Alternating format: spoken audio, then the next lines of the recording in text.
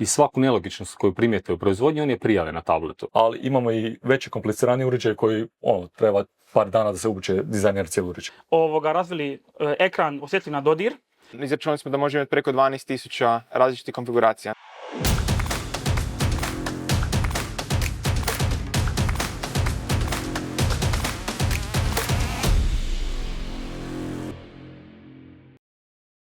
Ono što termotehnički ured osmisli i nacrta, ide dalje prema elektro uredu. Sa mnom je Zvonko Matić, voditelj elektro odjela.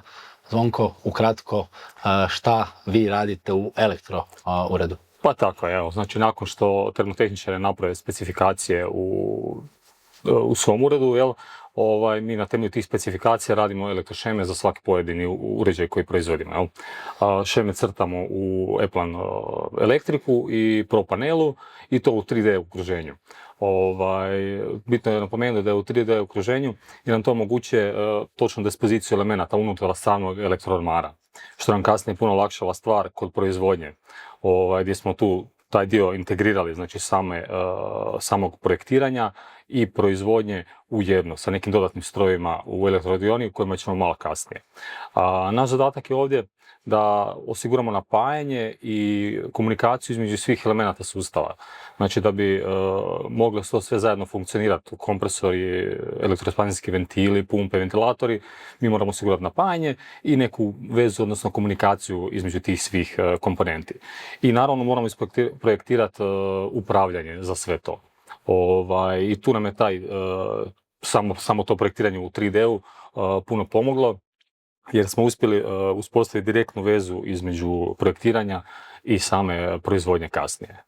Reci mi, kad projektirate, znači oni nešto zamislili, pretpostavljam da ste stalno u nekoj komunikaciji, jer je sve to živi organizam. I koliko je teško, pričao sam tamo, termotehnika je širok pojam, moraju razumjeti sve, ali vi u elektrodjelu, pogotovo automatici, napajanje je vjerojatno, neću reći da je lakše, ali imaš ali napajanje 0,1, da, a automatika i upravljanje, koliko je to izazovno, s obzirom da morate upravljati i freonskim i vodenim krugom i sekundarnim nekim stvarima. Pa gledajte, poprilično je izazovno, ali neko poučeni iskustvom napravili smo mi sebi neke, ajmo reći, predloške, mi zovemo makroj, za sve te uređaje. I nakon nekog vremena i dečki imaju iskustvo i imaju predloške na temelju kojih mogu to vrlo jednostavno napraviti. Znači, mi dobijemo od termotehničkog ureda specifikaciju od termotehničara, imamo jedan dokument u kojem su navedene sve te neke bitne stavke koje su nama bitne kasnije za upravljanje, za regulaciju, za zaštitu, sve navedeno u tom nekom dokumentu i na temelju tog dokumenta mi radimo naše elektrošeme. I koliko je tu taj neki feedback, recimo, iz proizvodnje ili nešto se događa, bitan, pretpostavljam da ispratite i taj dio. Tako je. Imate, pokazat ćemo u idućem videu, proizvodnju samo, ali imate tu isto neke automatizirane procese. Tako je. Znači, plan nam je, još nije na 100%, ali znači, povezano sa E-Planom, isto tako imate elektrošemu koja dečki imaju na tabletu i svaku nelogičnost koju primijete u proizvodnji, on je prijave na tabletu. Mi dobijemo obavijest ovdje, eventualno ispravimo ili iskomuniciramo ako nešto nije u redu. Super, hvala Zvonko. Nakon termotehničkog i elektrotehničkog ureda slijedi konstrukcijski ured. Trenutno smo u konstrukcijskom uredu i sa mnom je Matej Krišto, operativni direktor. Pozdrav Matej. Pozdrav. Reci mi šta se u konstrukcijskom uredu radi i koji je to dio u procesu cijelom razvoja i proizvodnje? Znači u konstrukcijskom uredu se pripremaju svi modeli uređaja, to radimo sve u 3D-u, koristeći program SolidWorks. Znači od kolega iz termotehničkog ureda i kolega iz elektro ureda dobijemo sve potrebne dokumente kao PID i šemu prema kojoj dizajniramo cijeli uređaj. Također kolege iz elektro ureda nam daju i tu planimetriju da znamo koje komponente idu što se tiče elektroploče i mi tu sve sklopimo, sve nacrtamo, pripremimo, odredimo programe za probijačicu i programe za laser i to onda šaljemo u radionu za obradu lima gdje se kreće proizvodnja naših uređaja.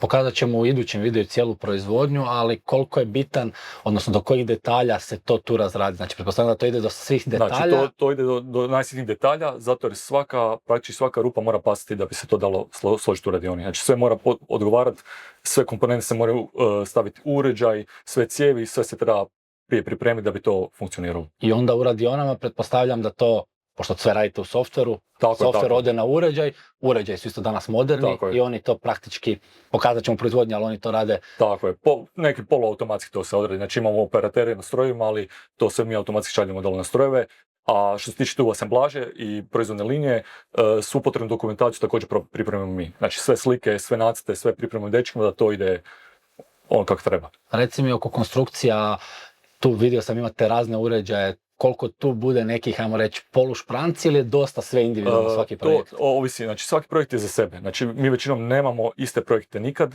svaki je za sebe, a koliko je komplicirano i koliko je teško nešto za napraviti, ovisi o vrsti uređaja. Znači imamo neke manje uređaje koji su malo lakši, jednostavni za napraviti, ali imamo i veće komplicirane uređaje koji treba par dana da se obuče dizajner cijeli uređaj.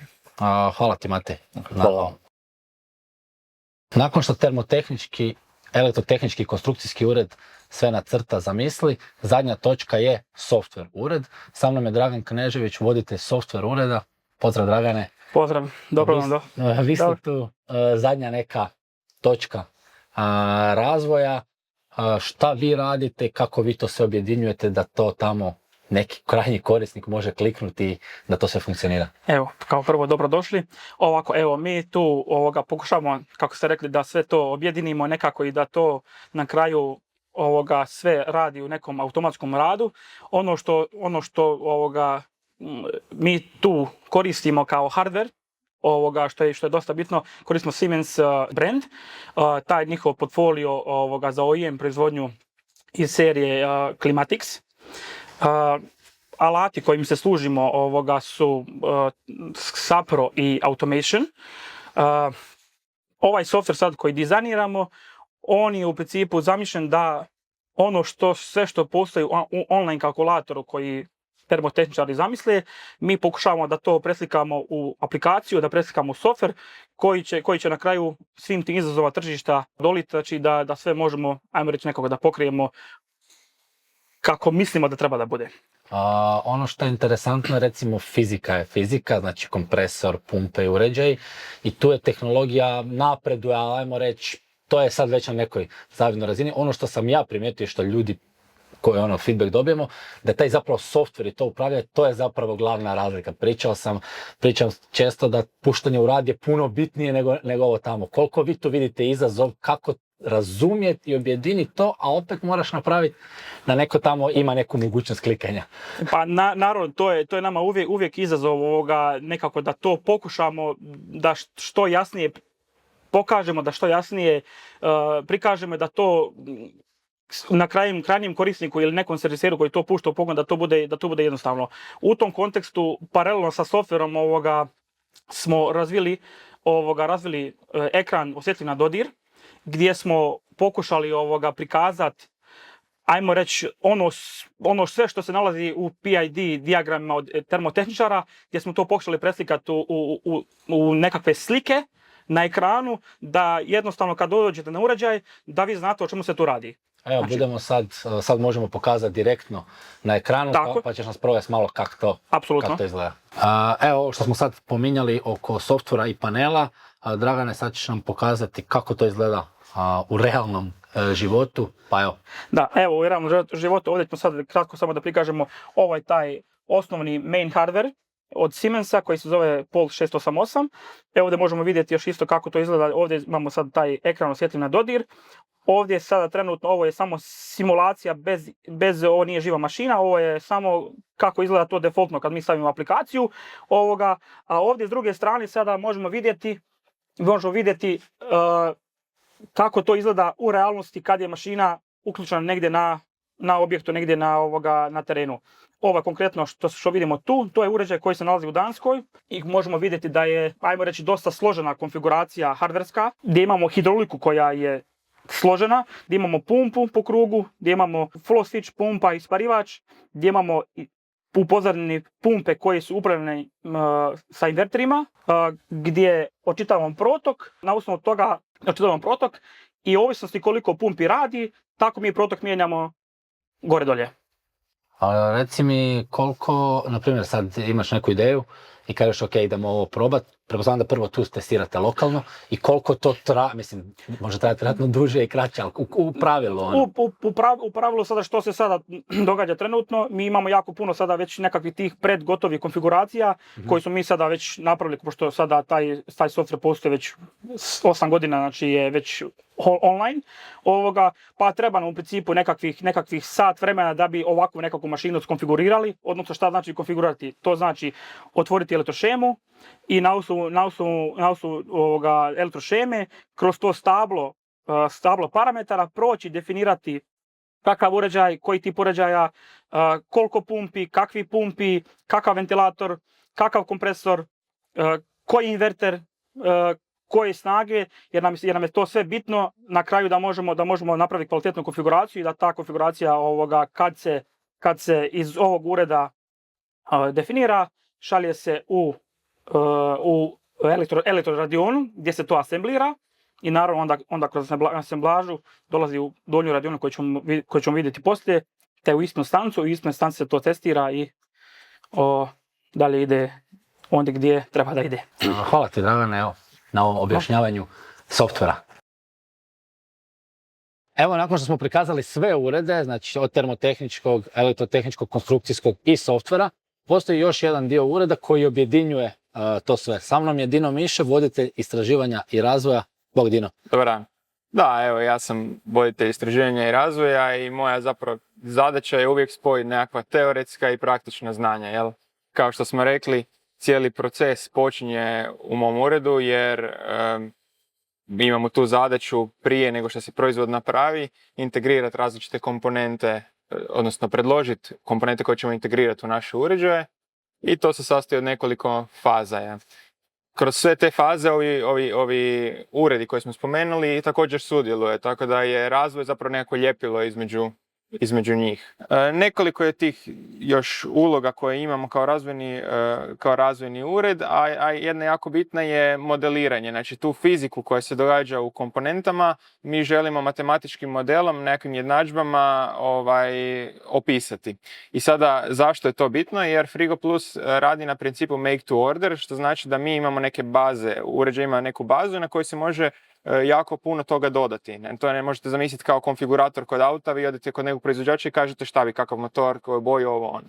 Tako mi možemo, znači samo naš najpoznatiji proizvod, to je najprodavaniji proizvod, to je taj Flexi chiller, izračunali smo da može imati preko 12.000 različitih konfiguracija. To je nemoguće staviti u jedan katalog i zato imamo taj specijalizirani software koji mi zovemo konfigurator, u kojem vi upišete ulazne podatke uz malo naše pomoći. Možete vrlo brzo u fazi već ponude dobiti termotehničke, konstrukcijske i elektro varijable, znači rezultate, jel? A vi u backendu onda to sve? A mi u backendu, da, spajamo, da. Peglate, puno da. Matematike, jel? I sad smo tu ispred jedne od ispitnih stanica. Tako imate nekoliko ispitnih stanica gdje zapravo vjerojatno testirate sve to u nekim nemogućim uvjetima. Pa da, znači prva faza je teoretsko razmatranje, ako je proizvod outsourcen, odnosno ako ga ne proizvodimo mi, neku komponentu koju ćemo integrirati u naš sustav, onda moramo vidjeti u katalogu proizvođača, je li to uopće nešto što bi nama bilo zanimljivo za primjenu, jer svaki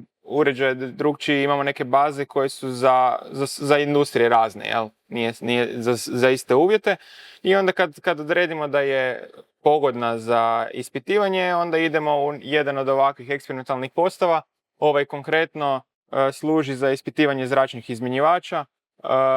Komponentu jednu, to može biti zračni izmjenjivač, može biti pločasti, kompresor ili bilo koja bitna komponenta. Znači samu ju testiramo, vidimo je li dobra, je li ju treba prilagoditi. Znači ako sami proizvodimo, onda našim uredima, bio to termotehnički ili konstrukcijski, kažemo šta bi htjeli da se promijeni. Kada oni svi daju zeleno svjetlo, onda ta komponenta ide u pravi uređaj, znači integrira se, jer može biti dobra samostalno, ali u interakciji sa drugim komponentama može doći do problema, jel? I sad za kraj, kad si već to spomenuo, koliko je to recimo teoretski praktično kad tu testirate uređaje, pa tu opet vidiš neke stvari, da li to Da. funkcionira, ne funkcionira, a i dalje su to testni uvjeti, možda na nekom objektu je drugačije. Jako je teško simulirati realne uvjete. Je, jako je teško simulirati realne uvjete i jako se teško pouzdati u nešto što nisi izmjerio. Ne? Zato upravo postoji razvojni ured gdje matematički obradimo sva mjerenja, znači mi data logamo, znači skupljamo podatke, obrađujemo, analiziramo zajedno sa naravno, kažem, kolegama i svih ostalih ureda i onda vidimo je li ono što piše u nekakvom tehničkom manualu stvarno tako. Vrlo često bude nekakva razlika između rezultata koje očekujemo i rezultata koje smo dobili, ali uvijek želimo da naš krajnji kupac zna šta će dobiti i upravo je to cilj da ono što očekuje i dobije i da bude zadovoljan, jer smo onda i mi imamo manje problema, nemamo reklamacija i svi smo zadovoljni.